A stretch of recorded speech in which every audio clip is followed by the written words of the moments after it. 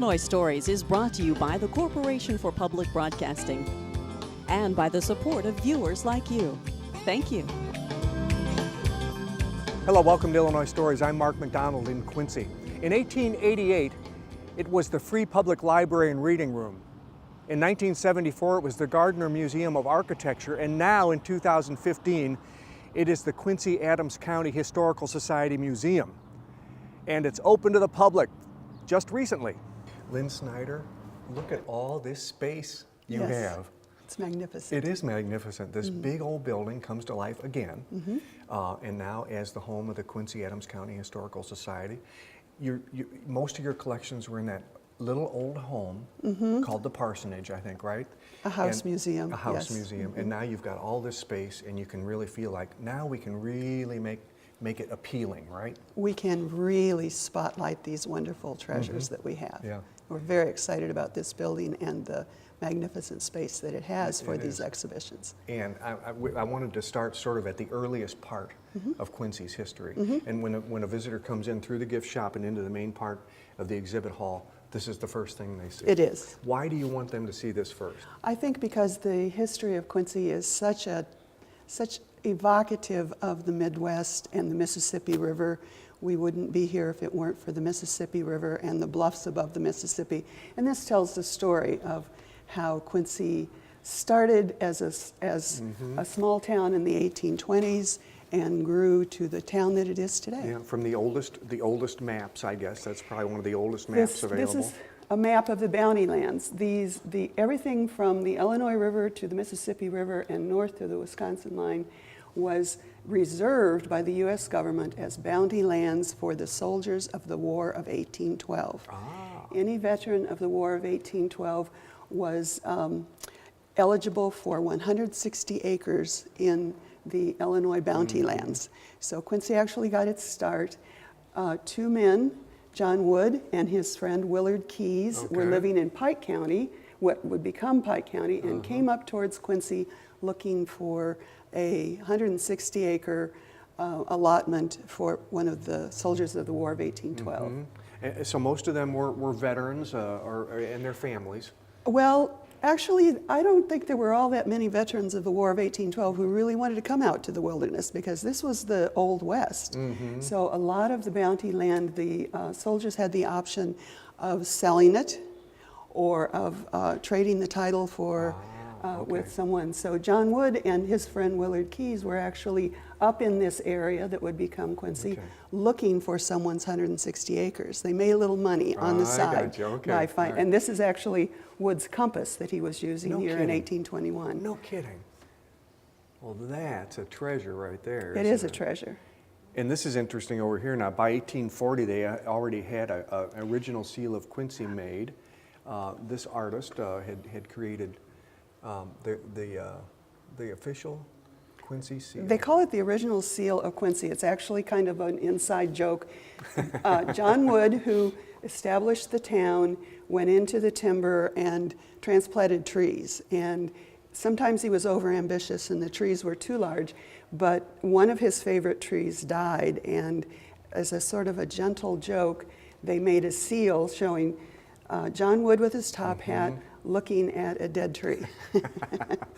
John Wood had come a long way. Now, this is his original home, I guess, when he first moved to this area. Down by the river in 1822. Okay, and when you look at that next to the mansion that he built over on 12th Street, I think. This was 1822, and by 1837 he had built this Greek Revival mansion. What a success story, huh? That didn't satisfy him, so he built a fourth home, his second mansion, in 1856.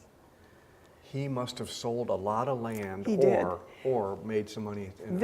I have to tell you, this is the story of the first Christmas in Quincy, and it reads, the first Christmas celebration in Quincy was at John Wood's home on Front Street in 1822. There were about a dozen guests. They had bear, venison, wild turkey, and honey, but no butter. He had a lot of whiskey, and the guests remained all night. That was a crowded little cabin, I'll Yes. bet. Also, of course, Quincy was being on the river and being across from Missouri, which is a slave state. There was a constant flow of slaves moving through the Underground Railroad system, and the Eels House is still here and in very good repair. It's just right over here, about a block away. He was actually tried for aiding and abetting a slave, and he was tried first before Judge Stephen A. Douglas in 1843, found guilty and fined. His case was appealed all the way to the U.S. Supreme Court and was upheld all the way through. And then we move, of course, into the Civil War period.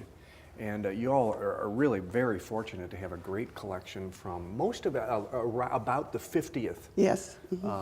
The 50th, what's it called? The infantry, huh? Yeah. Is this from the 50th or? No, this is from an earlier militia group. Before the Civil War, most military groups were actually local or state militia. And in Quincy, there was the Quincy Riflemen that were succeeded by the Quincy Guards, and this is a Quincy Guards uniform. This is two of the gentlemen.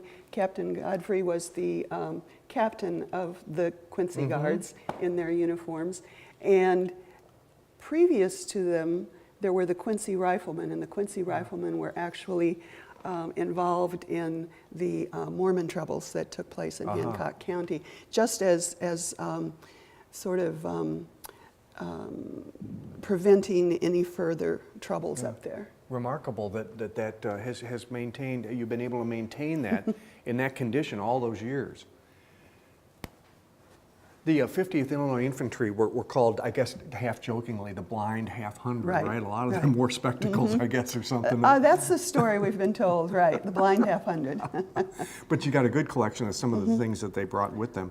We were talking about John Wood earlier, and you've got actually have one of his pistols. We have both of his pistols. We have one on exhibit here. When he was over 60 years old, towards the end of the war, he decided to raise an infantry group. He raised part of the 137th Illinois Infantry, and they saw some action towards the end of the war, and that's one of his pistols. The people of Quincy gave him a pair of pistols, a saddle, and I believe a horse when he went off to war. This exhibit here gives you a good idea of what a soldier's everyday life would have been like, and it was pretty grim for the most part. And one of the most grim, I think, items that you have here is this wooden plate, which would have been probably carved while this Mr. Diston was a prisoner at Andersonville down in Georgia. And he brought it back with him. What a life that would have been! Oh my goodness. Now this is interesting. We come over here and we see this sketch of a map, and you see a lot of letters from Civil War soldiers, but you don't see many sketches, do you? This is interesting because it's local. Yes, this is a sketch of Camp Wood, which was one of the camps in town where the soldiers were bivouacked before they were mustered into the Army. Quincy was a concentration. There was a concentration here of early camps for the soldiers who were being mustered in, and this was done by a William Glithens, and he was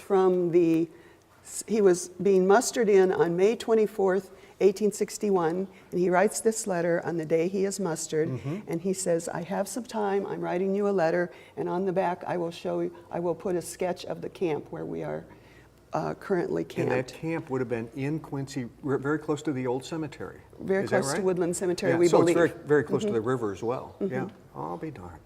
That's wonderful.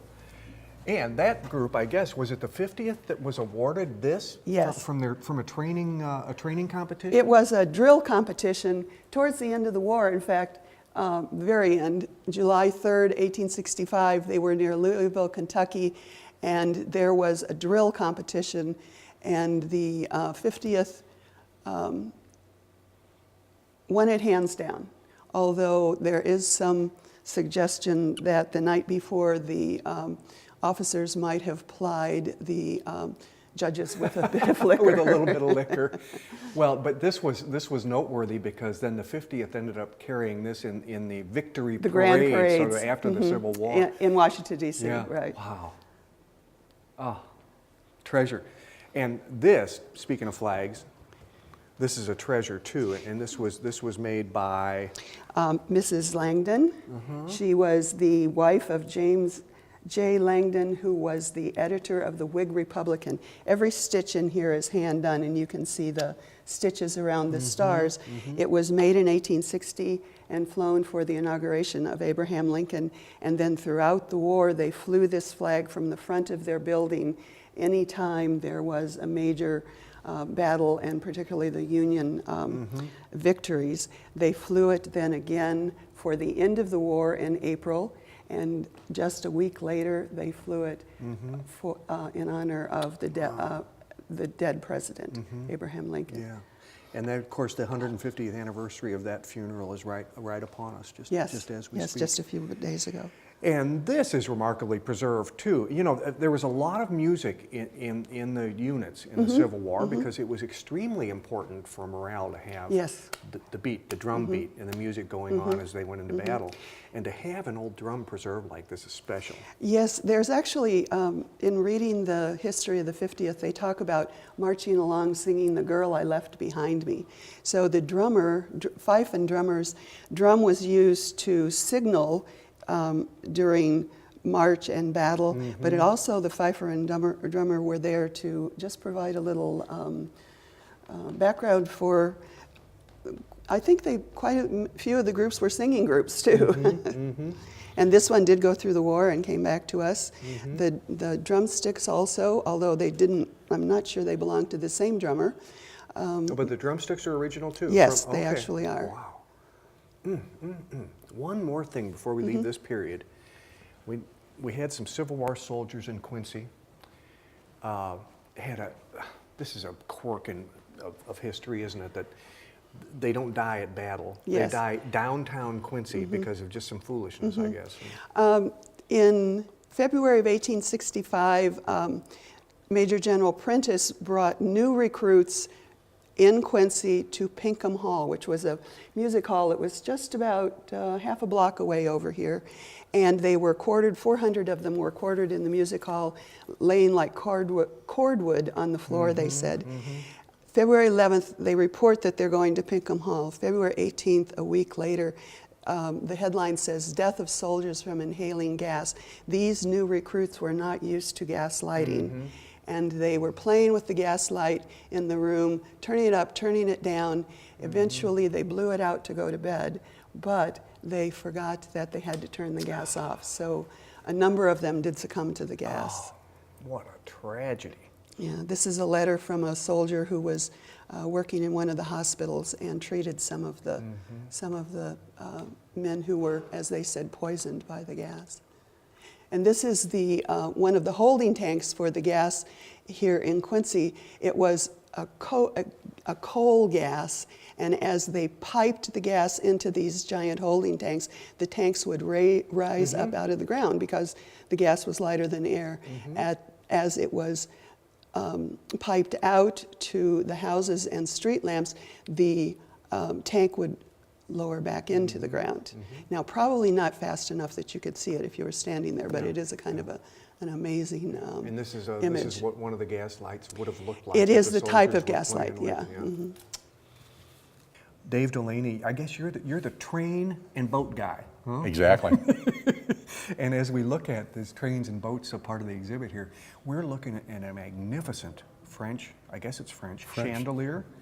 And you say this is one of the best pieces the museum has. It's one of the best pieces in the country. There just simply isn't a museum that has steamboats in it that has something this fine and this old. It's actually French drop lead crystal from 1867 when the boat was built in Madison, Indiana. And when it was built, it was going to be the largest boat on the upper Mississippi. And it was in all the papers when it came from Madison over here to this part of the river. And the first trip, they actually had 500 free guests that they complimentary gave them to. The trip went down to St. Louis for the evening. They all spent the night in hotels there and then came back the next day. But it was for the the St. Louis and Quincy Packet Company, which had just formed that year. Unfortunately, when they built the boat with spending all their money, they didn't spend enough money on the steam boilers.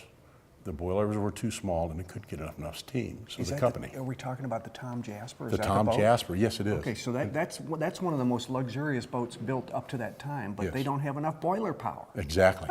Wow. Exactly. You would think you'd think of that. If you're thinking chandeliers, you'd think about your boiler. But anyway. Yes. And it's also a good story. The reason it exists is because it stayed on the boat till 1981 when the boat was dismantled, but it went through a series of 5 owners before the Historical Society got it.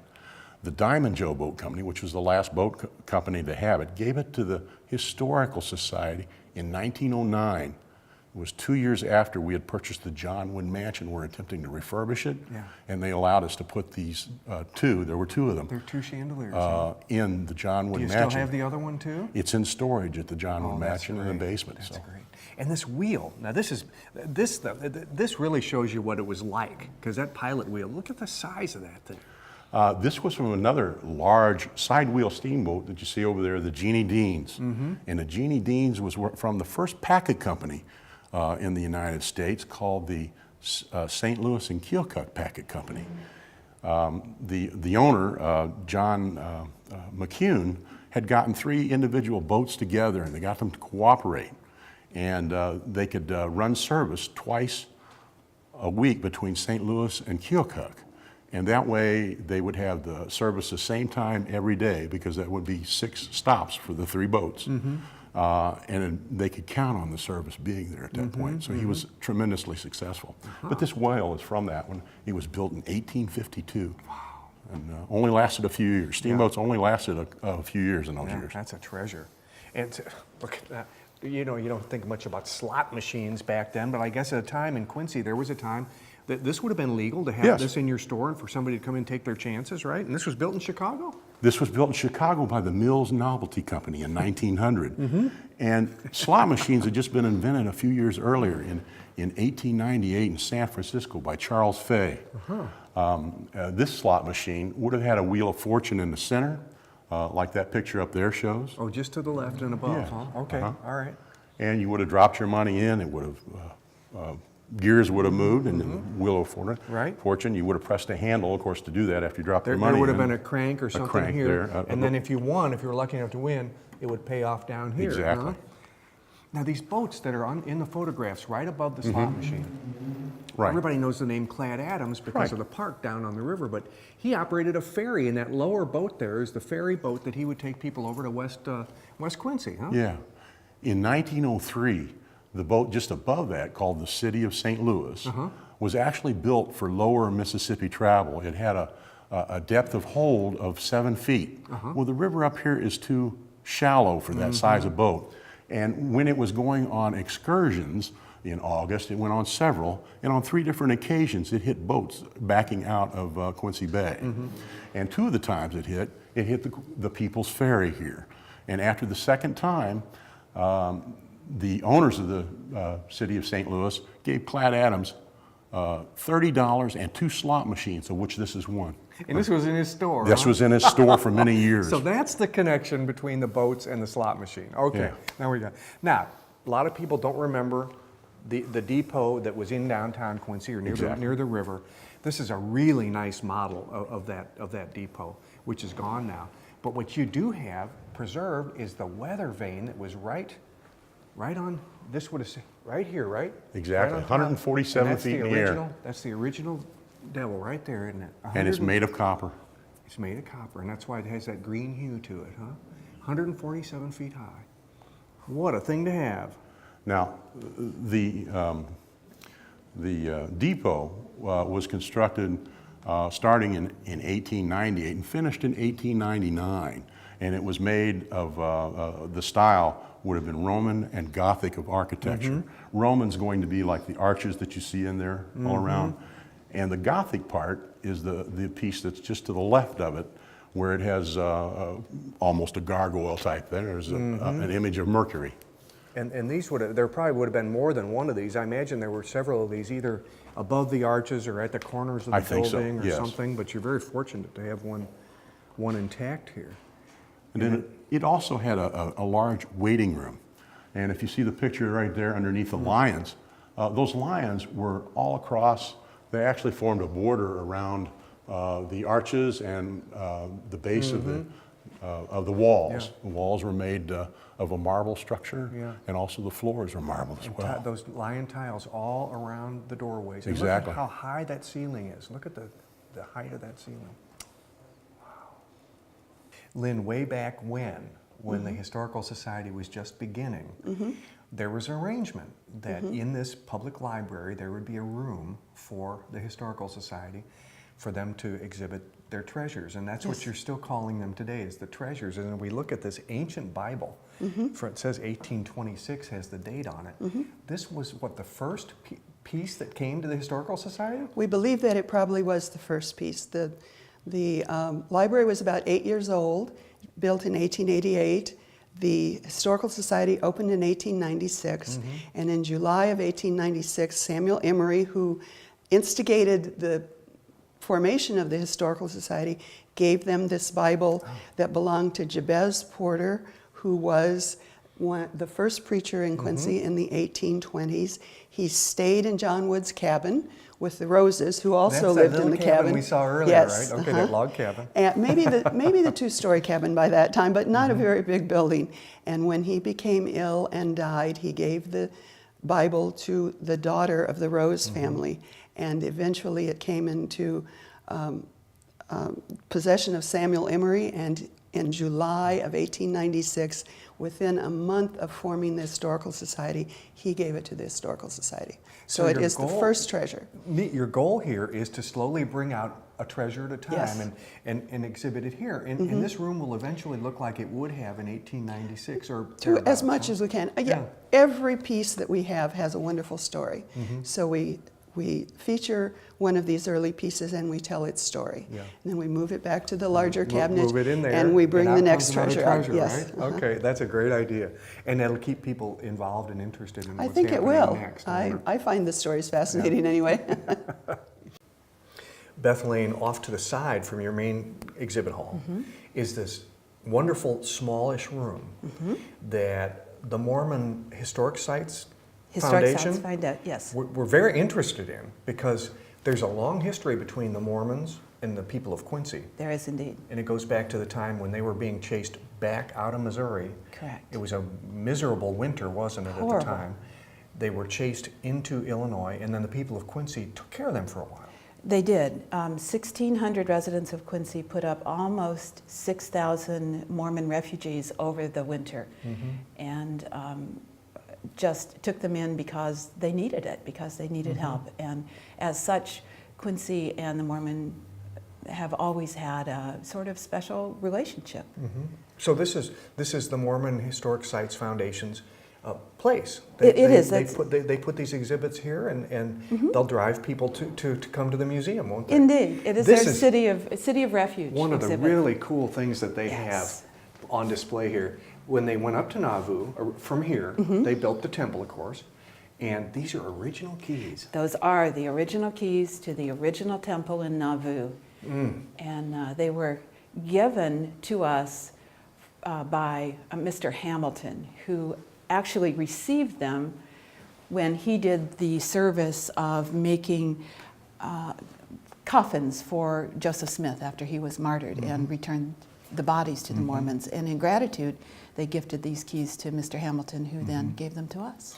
Now, this building that we're in, the old public library, was the Gardner Museum of Architecture for a long time. It was. How did this become the Quincy Adams County Historical Society site? Well, the Historical Society has always had a connection to this building. It was built the cornerstone was laid in 1888, and the Historical Society, when it was formed in 1896, actually put some treasures on display here. And after the Gardner Museum lost its funding source, it was in their covenants, so to speak, that they had to donate the building to another nonprofit organization.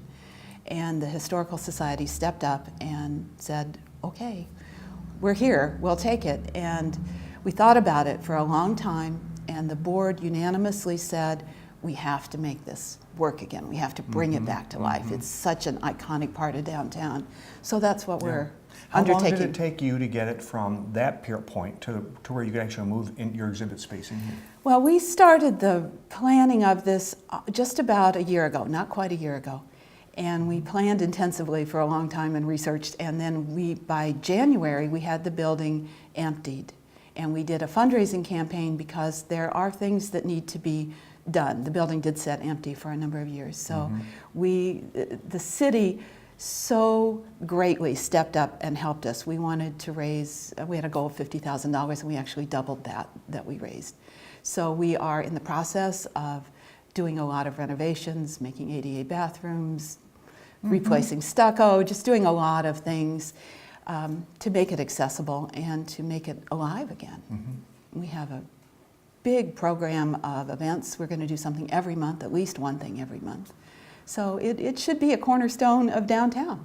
And your research and your office facilities remain over on 12th Street near the Wood Mansion. They do. But this is your museum, and it's going to be your museum for a good long time to come. Exactly. It is our museum and gift shop, and by making that move, we actually have more room now for the research facilities and for the school programs and that sort of thing. And we also have meeting rooms here. We will be holding programs and meetings, and even some parts of the building we will let out for rental space. So a little cash flow never hurt, right? A little cash flow would be very nice, yes. Thank you, Beth. You're welcome.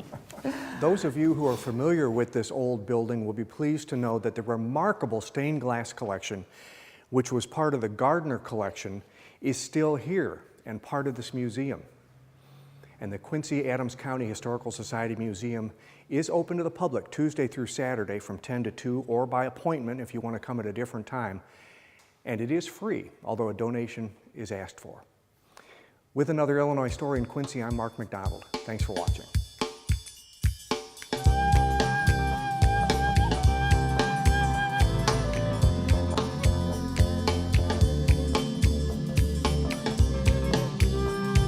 Illinois Stories is brought to you by the Corporation for Public Broadcasting and by the support of viewers like you. Thank you. For a DVD copy of the program you've just seen, send 1995 to Network Knowledge, P.O. Box 6248, Springfield, Illinois 62708. Be sure to include the program name, subject, and when the program aired. You can also order with your credit card by calling 800-232-3605.